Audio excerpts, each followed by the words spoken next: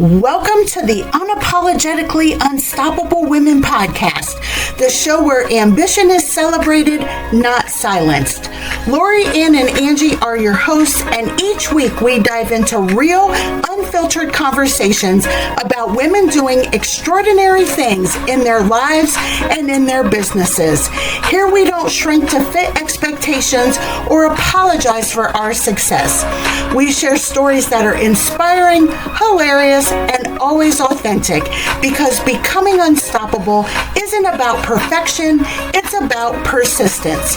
So grab your coffee, get comfortable, and join our community of women who know that no is a complete sentence and there are no limits to what we can achieve together. Hey, audience, how are you doing today? This is Angie and Lori. And unfortunately, Anne couldn't be here with us today. She had a pet emergency. And, but that's one of the beauties of being an entrepreneur is you've got some control over your calendar and some flexibility so that when life has a way of lifing, you're able to, do what you need to do and take care of those fur babies or whoever else it is that needs your immediate attention. So it's just Lori and I today, but still going to be a quality episode. And today we're going to be talking about setting boundaries. And So important. oh my gosh. And it's a skill that doesn't come naturally. Would you agree? Oh, absolutely. Absolutely. Especially as women, because Yes. we're typically raised to give and even feel guilty if you don't, Yes. right? Yes. Yeah. Mm. It's yes, it's one of those, yeah, like we are supposed to be the ones who bow and curtsy and say, yes, I will take care I've never bowed and curtsied. of me neither. But there's I don't know if you do this, Lori, but I have spoken to so many women over the last decade, and they just they're exhausted because they're Yes. saying yes to everything. And I know Yes. this is your area of expertise. Do you want to talk a little bit about that? Oh, I would love to. And especially in my corporate career, because, I was a software engineer, software developer, and for 40 years. And I was always the minority because it was mostly men in that industry. The managers were men, my coworkers were men. I mean, luckily, I had enough guy friends that I could fit in with that, but it was still that in my last 20 years, I was blessed that there were other women who did what I did in there. But every one of us, even though it was like three of us gals and three other guys, every one of us felt like we had to work twice as hard to get half the recognition. And things like being in a meeting and one of us would say, or I'll just say, I would say something and silence, crickets. And then 5 minutes later, one of the guys would say it, and the manager would be like, "That's a great idea." And it happened to every one of us gals. It wasn't just me. And we're like, Mm, are we invisible? Are we right. invisible? So it's crazy. And then, with respect to setting boundaries, we always felt like, well, if we have to work so much harder, then we should do whatever's asked of us and Ah, not push back. So that's kind of how that melds into that. But I got to the point where you can only do so much without making yourself crazy. And then yeah. I would push back. And, like the first time I pushed back, my boss is like, what? And I said, Who's look, this woman? Who's this yeah, woman showing up? exactly.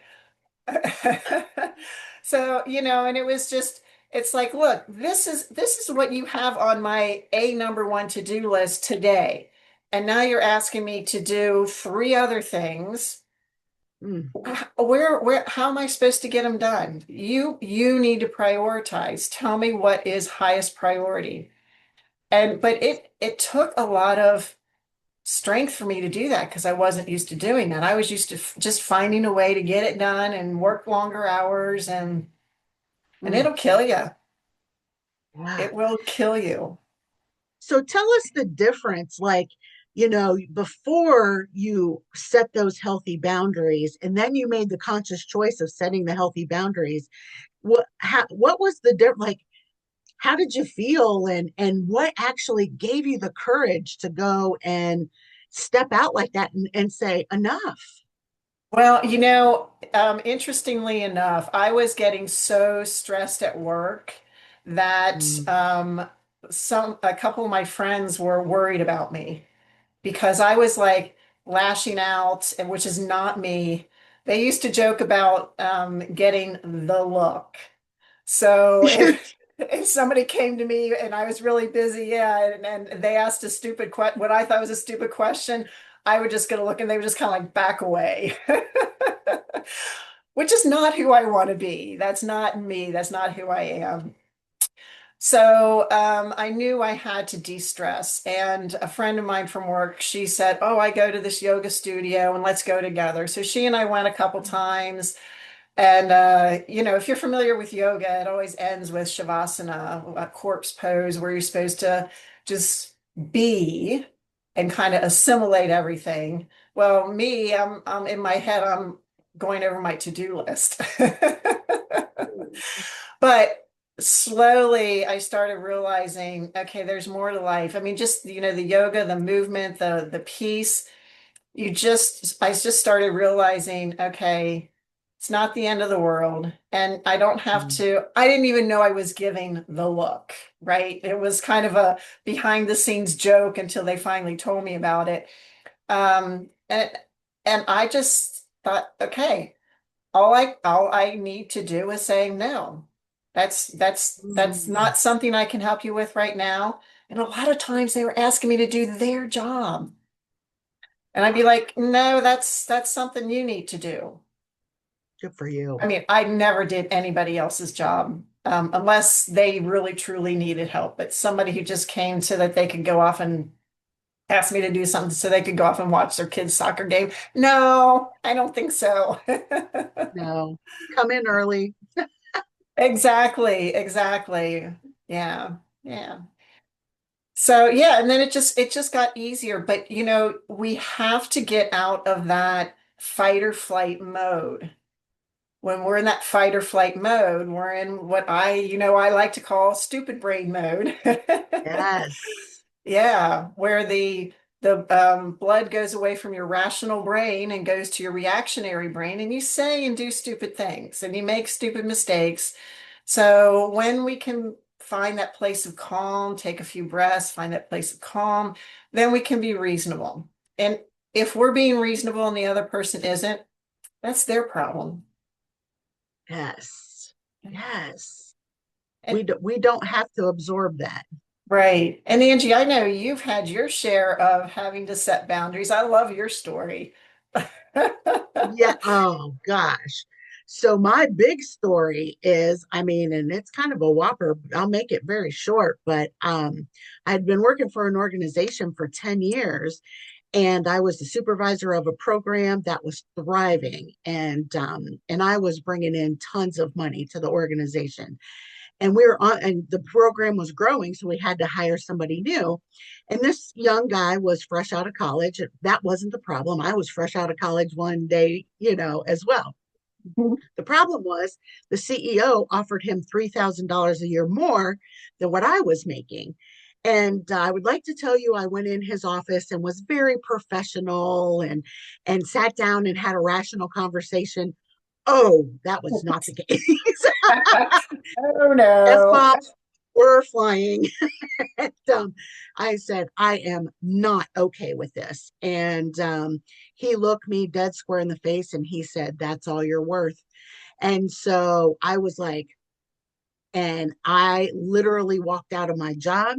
And I said, never again. No one will ever tell me that's all you're worth again.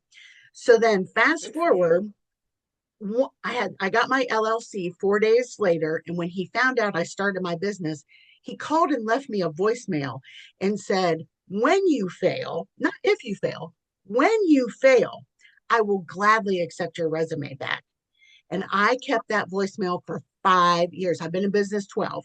I kept that voicemail for 5 years, and I used it for fuel whenever I was feeling demotivated or I was sitting in my stupid brain and I was like, nope, nope, nope, not at all. And, but I had to set that healthy boundary because no way was anyone going to talk to me like that. He didn't have permission to treat me like that. And so, I mean, and And you didn't believe my, deserve it either. You certainly no, didn't deserve it. no. And let's, and the other piece of this story is my husband was a full-time college student. And so I was putting him through college at the time because he was making a massive transition, midlife career shift that he was so passionate about that I had to support it. And he went from the corporate world to being a teacher, and now he loves it and all the things. But he needed the time to go and study and all the things he needed to do to be a successful teacher. And so when I told my husband, he about crapped himself. I'm not going to lie. He was like, you did what? But, some people will say, well, that was a very irrational decision. And I said, no, I set my healthy boundaries because, sorry, I have a cat hair in my mouth. If With the Laverne if Shirley. yeah, who knows? Probably don't. So if I would have stayed, I would have been telling him that it was okay for him to talk to me that way, and it was okay for him to treat me that way, and that neither Yes. one were true. Absolutely true. Absolutely true. Not true. Yeah. And yet people do put up with it.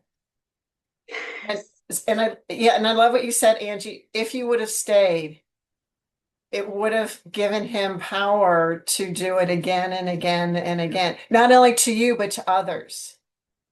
Correct. Thank you for tuning in to another episode of the Unapologetically Unstoppable Women podcast. If today's conversation fired you up, inspired you, or made you laugh out loud, don't forget to hit subscribe and share this episode with another unstoppable woman in your life. Remember, you don't have to apologize for your ambition, and you never have to shrink to fit someone else's expectations. Keep showing up, keep breaking barriers, and keep living life on your own terms. Until next time, stay unapologetic, stay unstoppable.